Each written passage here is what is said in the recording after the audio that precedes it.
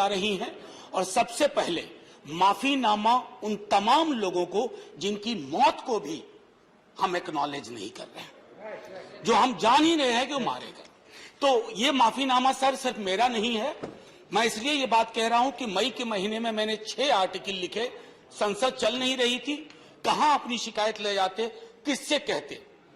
मुझे भाजपा के मित्रों ने, कई साथियों ने कॉल किया, बधाई दी। मैं उनका भी एहतराम करता हूं और कहता हूं कि ये भरोसा इस सदन का है कि हम सबको एक साझा माफीनामा उन लोगों के नाम भेजना चाहिए जिनकी लाशें गंगा में तैर रही थी। किसी ने कह दिया ये, किसी ने कह दिया वो। सर दूसरी चीज, मैंने कल सेक्रेटरी जनरल साहब से बात करने की कोशिश की, बाकी जगह भी। किसी 2 सत्र के बीच में सर 50 लोगों की ऑबिचुअरी आज तक कभी नहीं हुई संसदीय इतिहास में। राजीव सातव की उम्र थी जाने की इस दुनिया से। रघुनाथ महापात्रा जब मिलते थे गले लगाते थे, बोलते थे जय जगन्नाथ। अचानक में वो नहीं है। ये पीड़ा व्यक्तिगत है, आंकड़ा मैं नहीं कहना चाहता हूं, मेरा आंकड़ा, तुम्हारा आंकड़ा, अपनी पीड़ा में आंकड़ा ढूंढिए।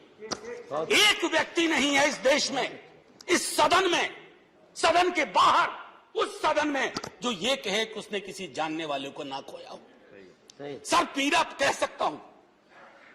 ऑक्सीजन के लिए लोग फोन करते थे, हम अरेंज नहीं कर पाते थे। लोग समझते हैं सांसद है, ऑक्सीजन पिछा देगा।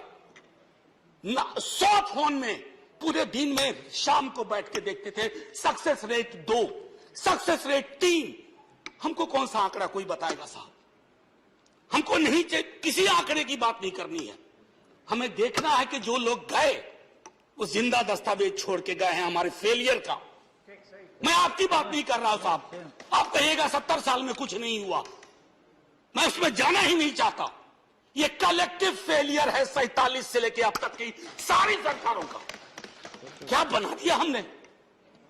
मुझे पता नहीं था कि अस्पताल और ऑक्सीजन का क्या रिश्ता होता है सर। ईमानदारी से कहता हूं, मैं मेडिकल बैकग्राउंड से नहीं आता हूं। सुबह से लोगों को दिखता था ऑक्सीजन ऑक्सीजन, रेमडेसिविर। मैं तो दवाइयों के नाम तक शुरू में सर प्रोनाउंसिएशन चेक किए कि कैसे उच्चारण करूंगा। ये हालत है। और तब हम आंकड़ों की बात कर रहे हैं, तब हम ये बात कर रहे हैं थैंक यू फलाना साहब, चिलाना साहब। सर मैं यहां से निकलता हूं, बहुत बड़ा विज्ञापन लगा हुआ है, मुफ्त वैक्सीन, मुफ्त राशन, मुफ्त इलाज। सर एक मिनट, मैंने किसी नहीं, please I don't want my time. मैं किसी दल की ओर से आज नहीं बोल रहा हूं। मैं दावे के साथ कहता हूं, मैं लाखों लोगों की ओर से बोल रहा हूं जो यहां बोलना चाहते हैं। अब मेरी बात सुनिए, आज शिकायत नहीं कर रहा हूं आपसे। ये वेलफेयर स्टेट है ना। एक साबुन की टिकिया अगर कोई गरीब गांव में खरीद रहा है ना सर, तो अडानी अंबानी के बराबर का करदाता है। आप उसको कह रहे हो मुफ्त वैक्सीन, मुफ्त इलाज, मुफ्त राशन। नहीं साहब, कुछ मुफ्त नहीं है, उसका स्टेट है। इस वेलफेयर स्टेट का कमिटमेंट है, उसको आप डिनाइग्रेट मत करिए, डेमोनाइज मत करिए, उसे बौना मत बनाइए। ये आग्रह है मेरा। सर मैं इससे पहले की कुछ और बातें कहूं, मेरे पास अभी वक्त है। सर इस कोरोना को मैं भी मानता हूं, मेरे पूर्व के वक्ता कुछ कह रहे थे, ये चैलेंज है हमारे लिए सर। बहुत बड़ी बड़ी बातें नए नए कानून की हो रही है। राइट टू हेल्थ की बात क्यों नहीं करते हम लोग? राइट टू हेल्थ, स्वास्थ्य का अधिकार, उसमें कोई किंतु परंतु लेकिन परंच नहीं। सीधे तौर पे स्वास्थ्य का अधिकार constitutionally guaranteed, right to life के साथ लिंक करिए। किसी अस्पताल की मजाल नहीं होगी कि वो उस खिलवाड़ कर पाए उस राइट टू लाइफ का। करना नहीं चाहते। राइट टू वर्क, उस पर काम करिए। पॉपुलेशन को लेकर के बहुत बातें हो रही हैं साहब। डेमोग्राफी को, डेमोग्राफर्स को छोड़ दीजिए, बड़ा संश्लिष्ट विज्ञान है, लेकिन ये हम कर सकते हैं इस सदन और उस सदन में। Right to life, right to work पर लेजिस्लेशन लाइए ताकि कोई आपदा आए। अभी तो हमारे लीडर ऑफ हाउस नहीं है, नए नए बने हैं। उनसे मैं कहता, जब वो रेल मंत्री थे, हॉस्पिटैलिटी सेक्टर के लोगों को निकाल दिया गया। इसी कोरोना काल में मैंने लगातार आवाज उठाई, कोई सुनने वाला नहीं है सर, कोई नहीं सुन रहा। अगर आप सांसद की नहीं सुन रहे हैं तो जो छोटे अदना संविदा वाले नौकरी से निकाले गए उसकी कौन सुनेगा सर? एक और अद्भुत चीज हुई इसी कोरोना के दौरान। माननीय उपसभापति महोदय, जब हाहाकार मचा हुआ था हॉस्पिटल के लिए, आईसीयू बेड्स के लिए,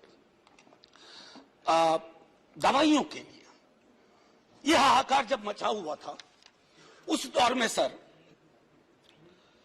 कई चीजें हुई, जिसमें से एक जो महत्वपूर्ण चीज मैं जिसका जिक्र करूंगा, उस हाहाकार में सरकारें, मैं सिर्फ केंद्र को नहीं कह रहा हूं, कई राज्य सरकारें भी नदारद थी। वो 1.5 महीना कैसे बिताया है इस मुल्क ने। हमारे सदन के कोई लोग बड़े मुश्किल से बच के आए, मैं नाम नहीं लूंगा। पूरे देश ने वो वक्त कैसे बिताया है, नाइटमेयर की तरह लगता है सर, डरावना लगता है। एक मेरा स्टूडेंट पढ़ा है, वह 37 साल का, हॉस्पिटल का बेड जब तक मैंने अरेंज किया वो दुनिया छोड़ के जा चुका था। मैं इसलिए बार बार इसको इसलिए ये कह रहा हूं कि इसमें व्यक्तिगत पीड़ा को ढूंढिए, तब हम इसका निदान ढूंढ पाएंगे। मेरी नाव तुम्हारी नाव, मेरा काल तुम्हारा काल, ये तो बहुत कुछ हुआ, इस भौकाल से आपको कुछ हासिल नहीं होगा। सर बस 1 मिनट और लूंगा, जो मैं कहना चाह रहा था। सर एक खत मैंने मृतात्माओं के नाम लिखा था, कुछ कर नहीं पा रहा था, बेबसी में एक खत लिखा, जो लोग इस दुनिया से चले गए। उसमें कुछ मैंने सलाह दी थी सर सरकार से, और ये जो उस बीच में कहा गया कि सरकारें फेल नहीं की, सिस्टम फेल कर गया। अरे साहब, ये सिस्टम कौन क्या है? बचपन से सुनते थे कि सिस्टम के पीछे व्यक्ति होता है, सिस्टम के पीछे एक संरचना होती है। अगर वो सिस्टम फेल किया है, चाहे दिल्ली में या किसी गांव की गलियों में, तो वहां की सरकारें फेल की। सिस्टम का नाम इसे मत दीजिए।